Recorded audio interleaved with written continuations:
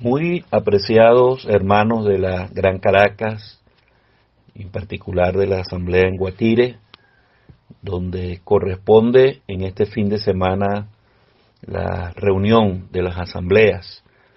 Les saluda desde Puerto Carreño el hermano Bernardo Chirino, esperando que el Señor les esté bendiciendo, guardando y guiando en estos tiempos tan difíciles de la pandemia.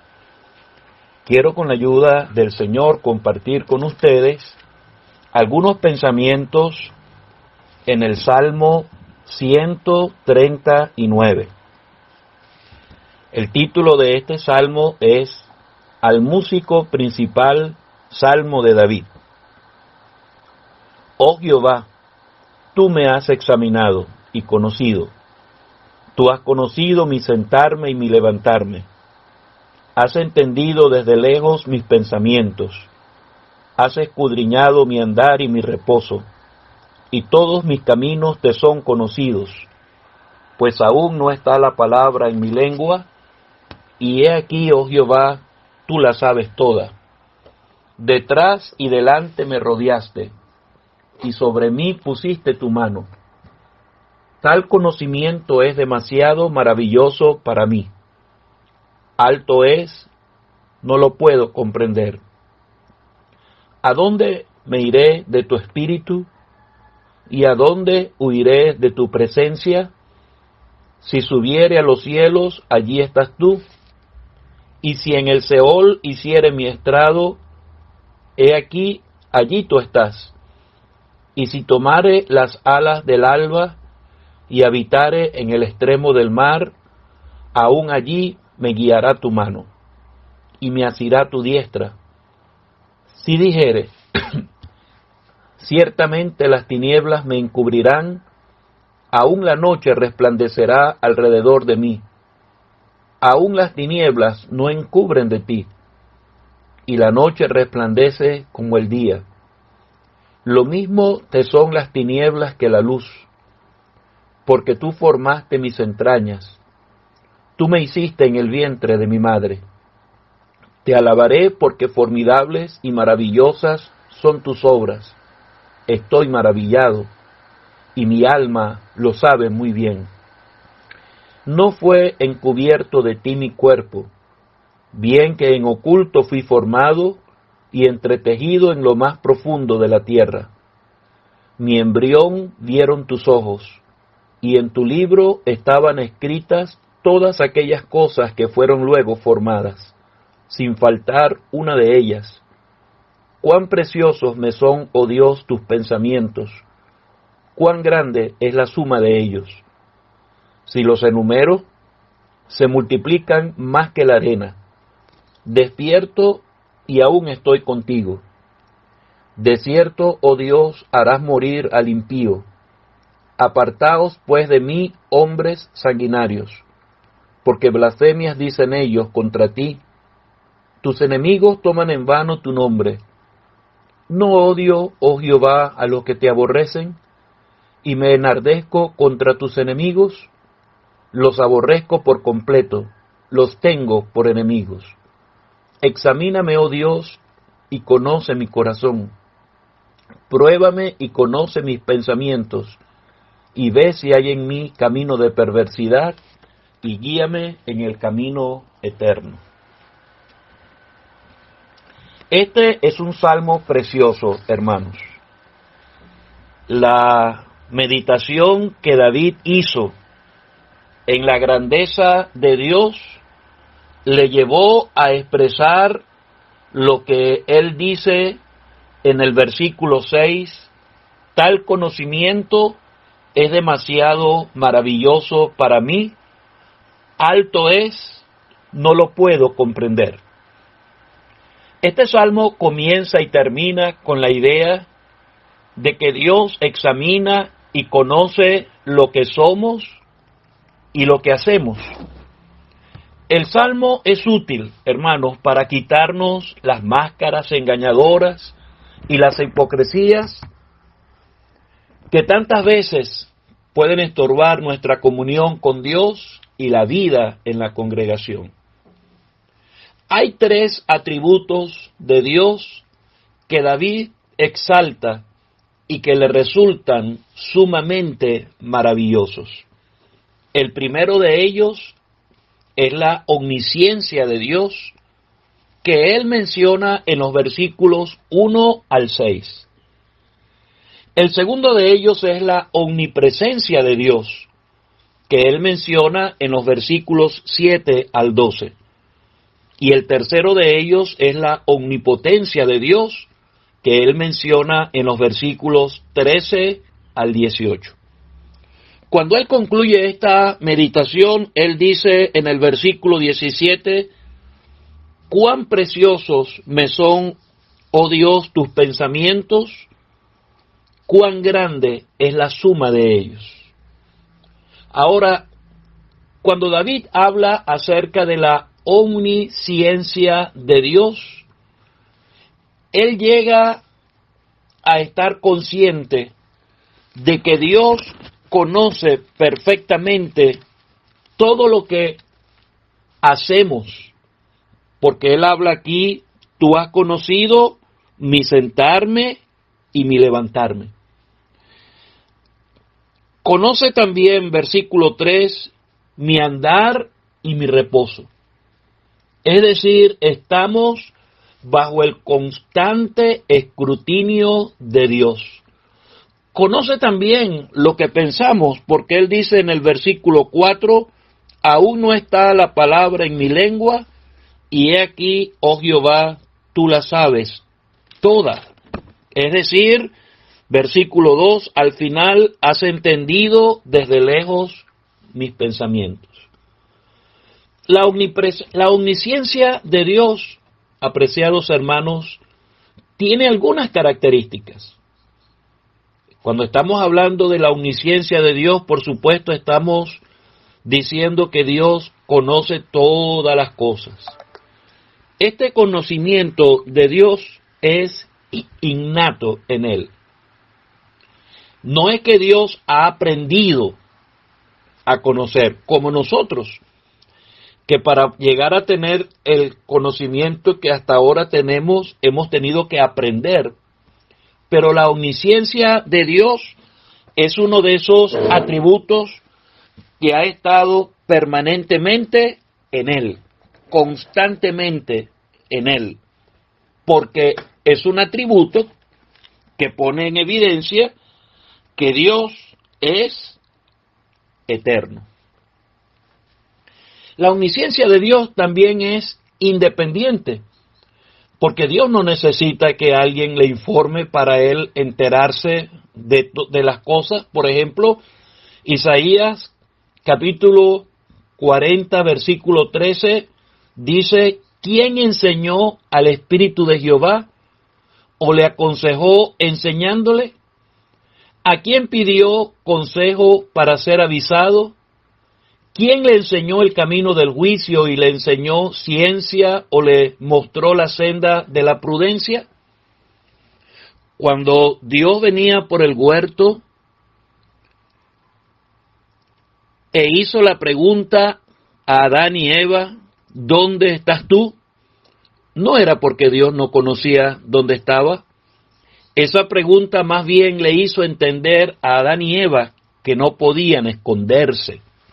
Y por eso salieron detrás de los árboles del huerto para mostrarse delante de Dios. El conocimiento de Dios es independiente. No necesita que yo le diga, que otro le diga, Él lo sabe todo. El conocimiento de Dios, hermanos, también es infalible, porque es un conocimiento que no se equivoca. Por ejemplo, nosotros algunas veces creemos que sabemos algo. Estamos seguros de que conocemos algo. ¿Y cuántas veces no hemos tenido que reconocer que no era así como nosotros lo habíamos pensado? Que nos equivocamos al creer que conocíamos algo. Pero el conocimiento de Dios es infalible. Él conoce perfectamente, cabalmente, todo lo que hay, todo lo que existe, todo lo que pasa.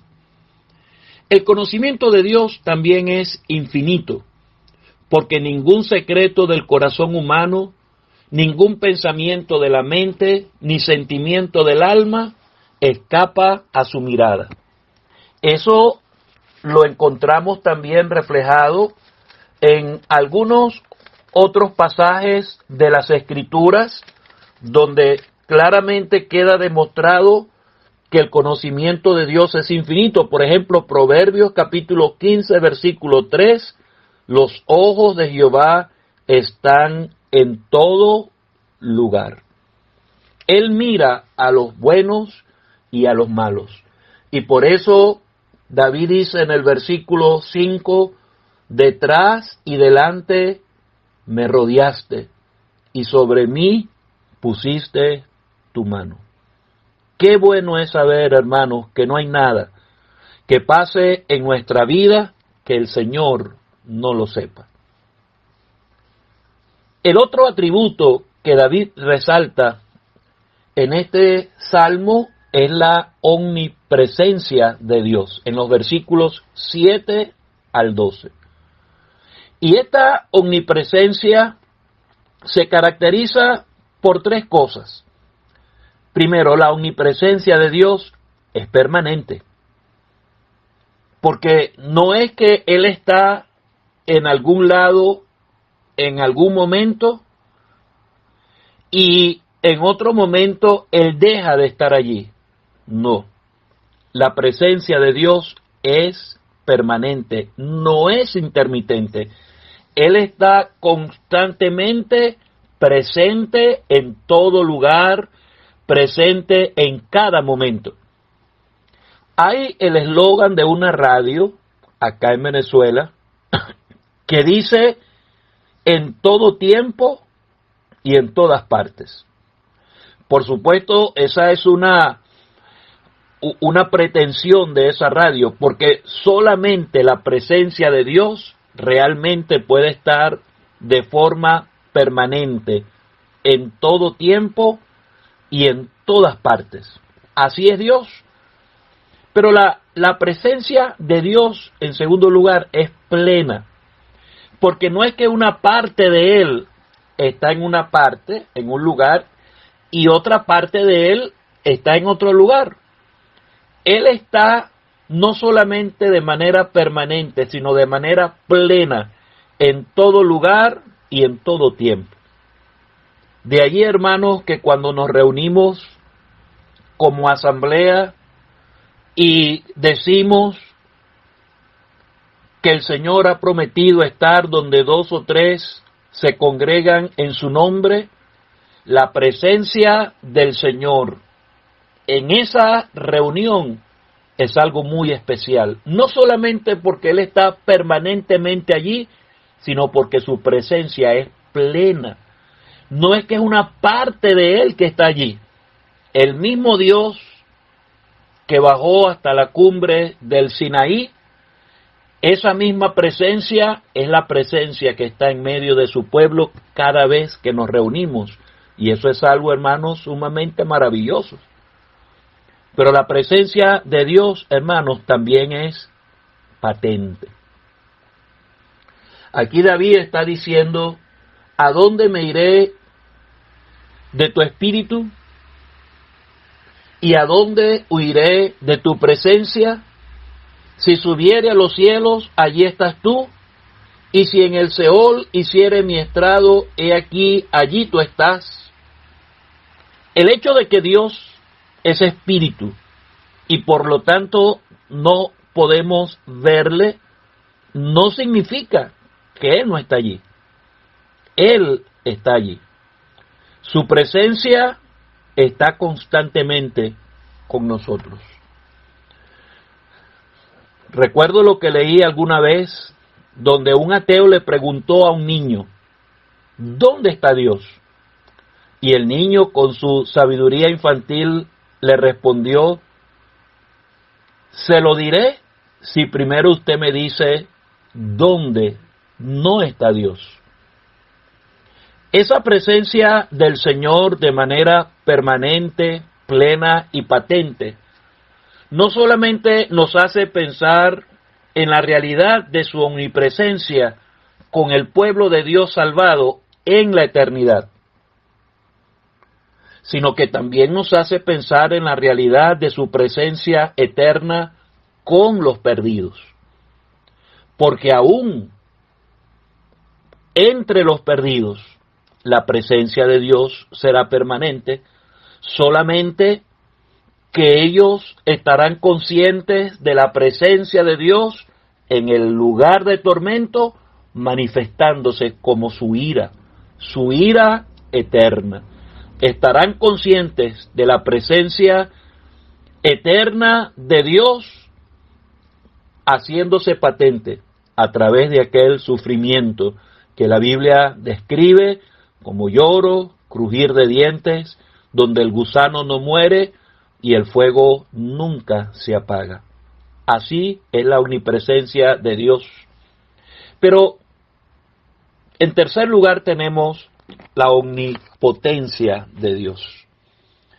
Y en este caso, cuando David habla acerca de su omnipotencia en los versículos 13 al 18, a mí me apela de manera muy particular que David pone un ejemplo. Y el ejemplo que David expone es el ejemplo del embrión. Y él habla acerca del embrión para demostrar tres cosas, o para enseñarnos tres cosas en cuanto a la omnipotencia de Dios. Primero, David destaca el diseño. Luego, él habla del desarrollo de esa omnipotencia y luego habla de la demostración de ese poder. Es algo, hermanos, sumamente interesante estudiar la formación de un embrión. A partir de 2 células se forman 30 millones de células más, es decir, 30 billones de células. Y el 84% de esa cantidad de células son glóbulos rojos. Eso es algo sumamente interesante. ¿Qué dice David? Aquí él dice en el versículo 16, mi embrión vieron tus ojos, y en tu libro están escritas todas aquellas cosas que fueron luego formadas. Es como que si de manera, vamos a decir, gráfica, Dios se hubiera sentado a escribir en un libro el diseño que más adelante él ejecutaría. Y en ese libro él escribió cómo iba a crear y cómo se iba a desarrollar el embrión en el vientre de la mujer. Es el diseño. Pero él luego habla del desarrollo de ese embrión, porque él dice, versículo 15, no fue encubierto de ti mi cuerpo, bien que en oculto fui formado y entretejido en lo más profundo de la tierra. Así se va formando el embrión en la matriz de la mujer. Y ese desarrollo es un desarrollo muy ordenado. Ya está plenamente comprobado desde hace mucho tiempo que cada órgano del cuerpo se va formando en un tiempo determinado. Y el primer órgano que se forma es el corazón. Ya a los 16, entre los 16 y 21 días, apenas han pasado unos días, unas semanas, allí uno puede ver el corazoncito de ese bebé latiendo, bombeando la sangre. Es el primer órgano que comienza a funcionar, que se desarrolla. Y así en los siguientes días de esos 9 meses de embarazo, cada órgano, en un orden siempre fijo, va desarrollándose, va comenzando a funcionar. Y el último de los órganos que funciona precisamente en el mismo momento de nacer, son los pulmones. Eso es lo que permite el llanto del niño que proclama el nacimiento de una nueva vida. Y por supuesto, luego tenemos la demostración de ese poder. ¿Cómo se demuestra? Cada vez que un niño nace. Cada nacimiento es una demostración de la omnipotencia de Dios. Y David toma como ejemplo el desarrollo del embrión en el seno materno. Hermanos,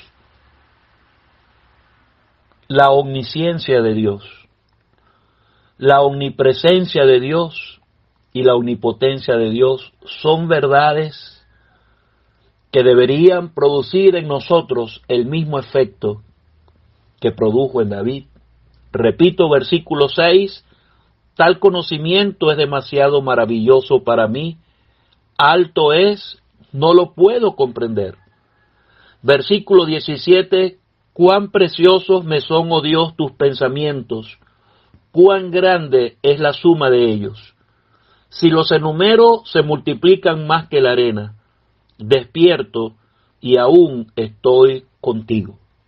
Dice el versículo 14, te alabaré porque formidables, maravillosas son tus obras. Estoy maravillado y mi alma lo sabe muy bien. Estar consciente de eso para el creyente produce gozo, placer, seguridad, confianza.